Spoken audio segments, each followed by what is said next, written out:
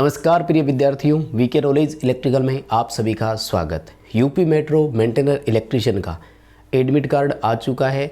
12 मई 2024 को एक ही दिन एक ही शिफ्ट में पेपर होना है। बट प्रॉब्लम ये है कि अचानक जब एडमिट कार्ड जारी किया है तो उसके बाद उन्होंने सिलेबस या एग्ज़ाम पैटर्न में यूँ कहें कि कुछ बदलाव कर दिया।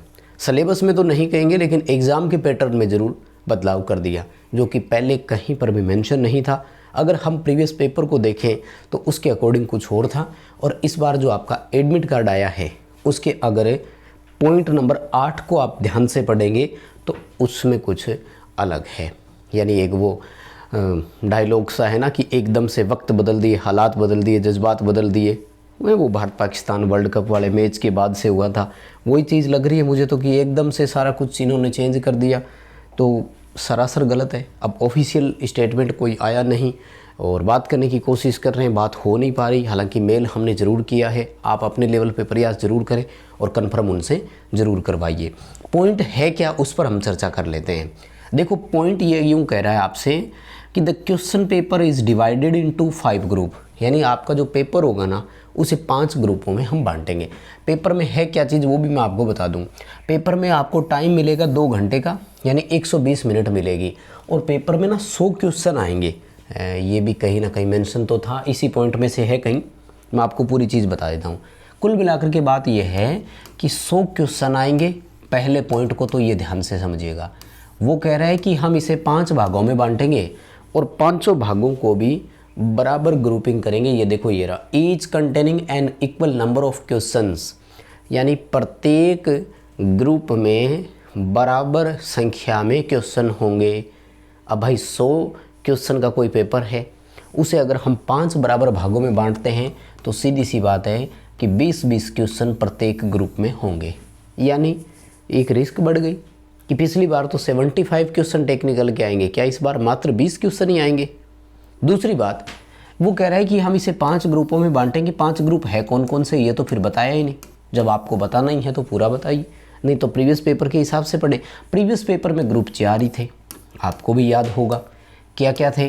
75 क्वेश्चन टेक्निकल के थे, 5 क्वेश्चन जनरल इंग्लिश का थे, 5 क्वांटिटिव एप्टीट्यूड और रीजनिंग जो मैथ टाइप की होती है उसके थे, और 10 क्वेश्चन थे जनरल अवेयरनेस या सामान्य ज्ञान बोल दो, जीके बोल दो, एक ही बात है। ये था हमारा 100 क्वेश्चन का पैटर्न प्रीवियस पेपर का।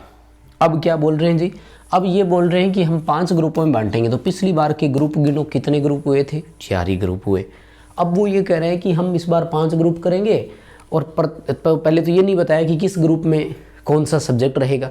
चलो इक्वल क्वेश्चन का बता दिया उन्होंने कि 20-20 क्वेश्चन आएंगे, तो सब्जेक्ट तो मेंशन करो। हमें 5 कैलकुलेट करके बताइए। अगर हम पिछले पेपर के हिसाब से गिनेंगे तो 4 ही हुए हमारे हिसाब से। तो टेक्निकल आएगा, रीजनिंग आएगी, जनरल इंग्लिश आएगा और जीके आएगा। तो 5वां सब्जेक्ट कौन सा है, सिलेबस कौन सा डाल रहे हो आप, ये भी कहीं मेंशन नहीं है। आप में से किसी को पता हो तो ज़रूर बताइए कि वो 5वां कौन सा है। दूसरी बात, टेक्निकल के 75 क्वेश्चन थे, इस बार क्या आप 20 ही क्वेश्चन दोगे? सोचने वाली बात है। उसके बाद में एक जो सबसे बड़ी प्रॉब्लम है ना, वो ये है कि टाइम भी सबका बराबर डिवाइडेड होगा। देखो, 120 मिनट मिलेगी, 5 भागों में बांटेंगे, 24-24 मिनट हो गई। यानी आपको 24 मिनट मिलेगी और 20 क्वेश्चन मिलेंगे हल करने के लिए। अब प्रॉब्लम क्या है कि अगर इस 24 मिनट में आप इन 20 क्वेश्चनों को हल नहीं भी कर पाए तो भी आपका वो वाला अपने आप सेक्शन क्लोज हो जाएगा और नया सेक्शन स्टार्ट हो जाएगा। दूसरी बात कि अगर आप इन 20 क्वेश्चंस को अगर 10 मिनट में भी कर लोगे तब भी आपका नेक्स्ट सेक्शन स्विच नहीं होगा।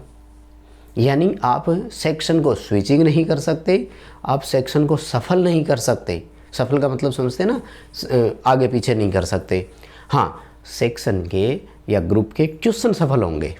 यानी क्वेश्चन जैसे एक ग्रुप में 20 क्वेश्चन है तो इनको आप 1 से 20 तक किसी को भी कभी भी अटेंड करो। यानी पहले अटेंड कर लिया, बाद में कर लिया, मार्क एंड रिव्यू में छोड़ दिया, सबमिट नहीं भी किया। उन 20 क्वेश्चन को आप आगे पीछे कैसे ही हल करके कर सकते हो, लेकिन आप सेक्शन को स्विच नहीं कर सकेंगे। जो सेक्शन आपका बाय डिफ़ॉल्ट ओपन हो गया वही अटेंड करना है। उसके लिए एक पर्टिकुलर फिक्स टाइम दे दिया, उसी टाइम स्लॉट में आपको करना होगा। तो ये तो मुझे लगता है कि अब इन 10 दिनों में क्या ही बच्चा कोई समझ पाएगा। एकदम से ये वाला एग्ज़ाम का जो पैटर्न इन्होंने जारी किया है ये समझ से बाहर है। और मैं आपको बता देता हूँ इस पॉइंट में इन्होंने क्या लिखा है। तो यहाँ तक अपनी बात हो गई थी कि पेपर को हम 5 भागों में बांटेंगे, सब में इक्वल नंबर ऑफ क्वेश्चन यानी बराबर क्वेश्चन होंगे, और with the same amount of time allotted यानी टाइम भी बराबर होंगे। मतलब हाँ, तो फिर हमारे हिसाब से 20-20 क्वेश्चन हो गए, 24-24 मिनट का टाइम हो गया। और क्या कह रहे हैं, यू कैन सफल between question with A group any time during the stipulated group time, यानी दिए गए उस ग्रुप समय में आप क्वेश्चन के बीच में सफल कर सकेंगे। Candidate will not be allowed to shuffle between groups, ग्रुपों के बीच में आपको सफल करने की अनुमति नहीं मिलेगी। मतलब आपने अगर टेक्निकल पोर्शन खोल लिया और समय से पहले हल कर लिया तो आप चाहो कि मैं इस समय को बचा करके रीजनिंग में काम में ले लूँ, तो ऐसा नहीं कर सकेंगे। या आप चाहते हैं कि अभी मेरा टेक्निकल ओपन है लेकिन नहीं मैं तो पहले रीजनिंग करना चाह रहा हूँ, तो ऐसा भी इसमें पॉसिबल शायद नहीं होगा। और ठीक है, हाँ क्या कह रहे हैं, candidate will only be allowed to go to the next group once he sees has submitted the group which being attempted और the stipulated time is over. यानी या तो आप उसे सबमिट कर देंगे, अच्छा ये है सबमिट करके आप दूसरे में जा सकेंगे, लेकिन आप उसके टाइम को कैरी फॉरवर्ड नहीं कर सकेंगे, है ना। कैसे, मान लीजिए आपने टेक्निकल वाला ओपन कर रखा था और 20 क्वेश्चंस को आपने 15 मिनट में हल कर लिया, तो आप इसको सबमिट करो, सेकंड ग्रुप आपका ओपन हो जाएगा, मान लेते रीजनिंग का ओपन हो जाएगा। बट इसमें जो आपका ये लगभग 9 मिनट का समय बचा है वो आगे कैरी फॉरवर्ड नहीं होगा, वो जैसे ही चालू करोगे उसका 24 मिनट ही समय मिलेगा आपको। ऐसे नहीं कि यहाँ टाइम बचा लिया तो वो यहाँ कर देंगे, ये मुझे लगता है सबसे बड़ी प्रॉब्लम है। 3-3 नंबर का एक क्वेश्चन है यानी पेपर 300 नंबर का हो गया, और 1/3 की नेगेटिव मार्किंग भी है, यानी सही करोगे तो 3 नंबर मिलेगा, गलत करोगे तो 1 नंबर काट लेंगे। तो मार्किंग में तो ज़्यादा फर्क नहीं है, पहले 1-1 नंबर का होता था और 1/3 यानी 0.33 काट लेते थे, तो अब भी वही काटेंगे। इसमें तो कोई ज़्यादा मुझे चेंजेस लगा नहीं, ठीक है ना।